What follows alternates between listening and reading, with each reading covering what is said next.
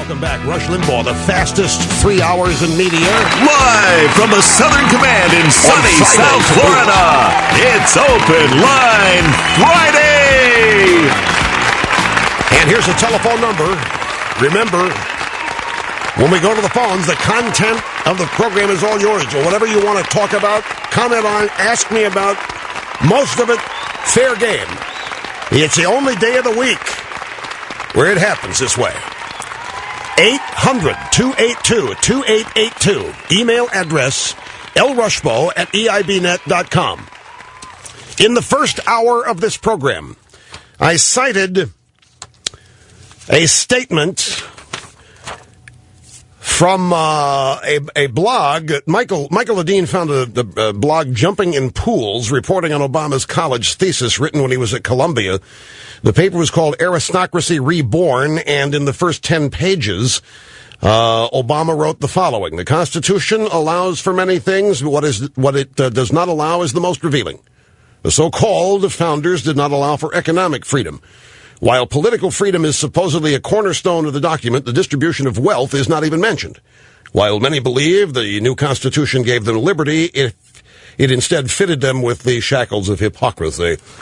Now, I got a note from a researcher who has been scouring the internet, and the note says this: Rush Limbaugh, mini warning on these quotes, because the paper that Obama wrote, Aristocracy Reborn, the first 10 pages were all that reporter Joe Klein was permitted to see. And it says here that Klein did write about it for Time magazine. Now, a researcher has been scouring the internet and can't find any sources for the quote. The blog that Ledeen cites doesn't have supporting info, supposedly. The source post was from August, says it's going to be in an upcoming report from Joe Klein, but the researcher can't find anything that has come out since, and nothing in Klein's blog. So, and there haven't been any no matches found on the internet for any of the info or quotes other than the source posting. So I now say that the blog from which this came has no sourcing data other than Joe Klein's upcoming report, and Joe Klein hasn't written his upcoming report. So we have to hold out the possibility that this is not accurate. However, I have had this happen to me recently. I have had quotes attributed to me that were made up. And when it was pointed out to the media that the quotes were made up, they said, it doesn't matter. We know Limbaugh thinks it anyway. Sort of like Dan Rather said, I don't care if these documents are forged. I know that Bush did what he did to the National Guard. I don't care if the documents are forged. I don't care if the Limbaugh quotes are made up. So I can say, I don't care if these quotes are made up. I know Obama thinks it.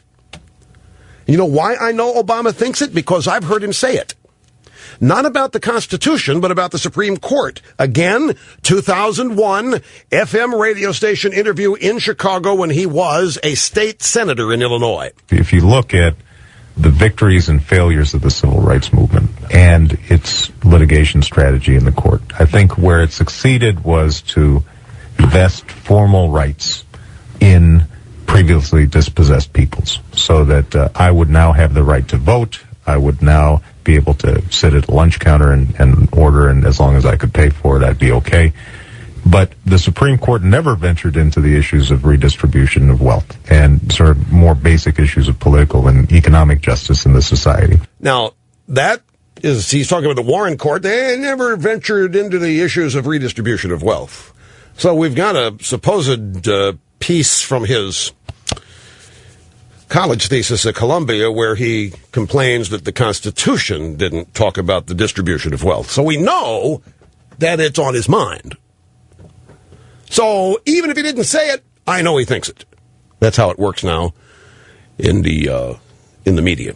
And I do know he thinks it because I just heard what I heard, and so did you.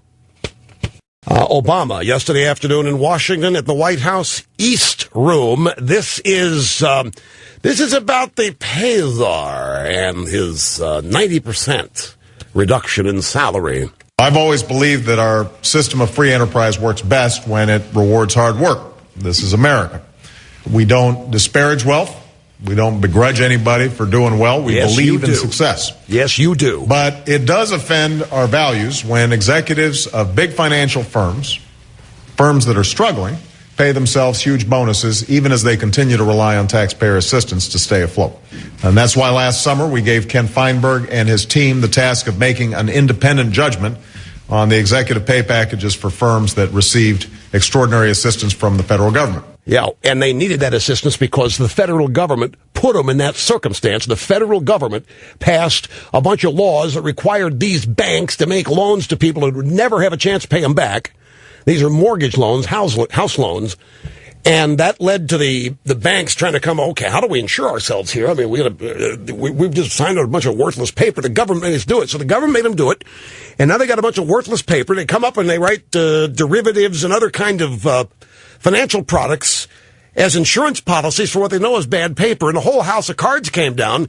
And so now the very government that forced them into that behavior via federal policy now has a Pay Czar that's taking 90% of their salary and bonus. They're going to limit. They're going to cut their salaries by 90%. Then Obama went further. Under these competing interests, I believe he's taken an important step forward today in curbing the influence of executive compensation on Wall Street while still allowing these companies to succeed and prosper. But more work needs to be done, which is why I urge the Senate to pass legislation that will give company shareholders a voice on the pay packages awarded to their executives. And I urge Congress to continue moving forward on financial reform that will help prevent the crisis we saw last fall from happening again. Work needs to be done. They're going for non-TARP firms next, and then they're going to come for the rest of us. This is all a lie. I've always believed our system of free enterprise works best when it rewards hard work. This is America. We don't disparage wealth. The hell you don't. Everything Obama is doing is oriented around and towards getting rid of wealth. He does disparage it. And who is he to say? We don't begrudge anyone for doing well. We don't begrudge. What a thought to even have. What a thought to have and then say, to articulate. Because it's just the opposite. We do begrudge people doing well. It offends our values when executives of big financial firms pay themselves huge bonuses even as they continue to rely on tax. They were forced to. Do you people remember? I'll get it out and read it to you if you want. The Wells Fargo banker let the cat out of the bag. He said Paulson put us all in a room at 3 o'clock in the afternoon and forced us to take this money. We all had to sign. We were not allowed to leave unless we signed it. They didn't come begging for taxpayer money. They were forced into taking it. Forced into taking it after being forced to invest in rotten, no-good loans. Forced to do things that had they been left alone, they would have never done. And now this delusional president with a 5.5-minute career comes out here and says he's going to clean the whole mess up. I am offended. This offends my sensibilities. Making independent judgment on executive pay packages for firms that received extraordinary assistance. Hank Paulson took them into a room at 3 in the afternoon and forced them to all sign a piece of paper taking X amounts of dollars called TARP.